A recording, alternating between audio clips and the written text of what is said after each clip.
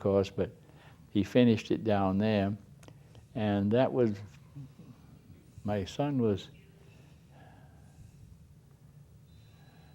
he's 50, about 44 years ago. I remember this because the carpenter who was shingling taught Paul how to shingle at 6 years old. One of the builders was interested in kids, and he just took it upon himself to teach him how to shingle. Wow. And that's how I can date the building. And Paul, your son, is the man in charge Oh of the yeah, farm he's in now. charge now, yeah. Yeah. He's, Well, wonderful. Well, Mr. Crowell, it's been a pleasure chatting with you. Anything you want to close with for the people who might be seeing this in the future? I'm sort of glad that we can get some of this information recorded. I've often thought of doing it maybe somehow, but I can't, I don't like to write.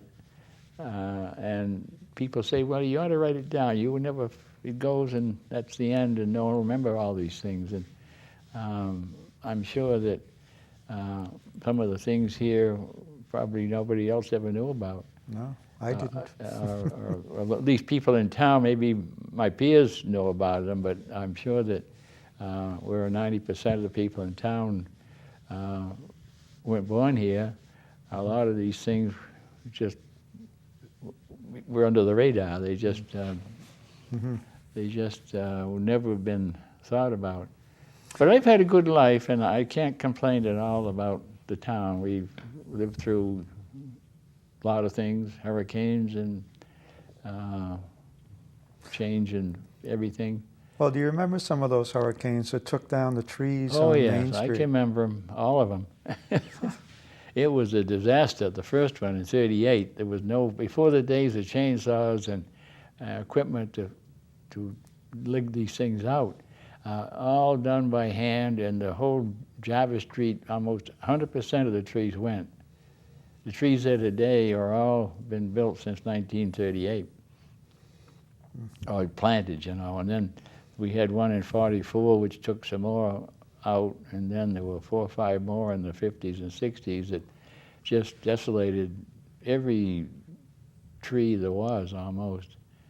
And we've had good tree wardens ever since who have replaced them with different types of trees. The elm tree beetle, of course, took out what was left, but the tree wardens we've had have been able to transplant good trees that are resistant to some of these other problems, and so the street looks good. It's got a nice canopy over it, and it's Good. attractive town.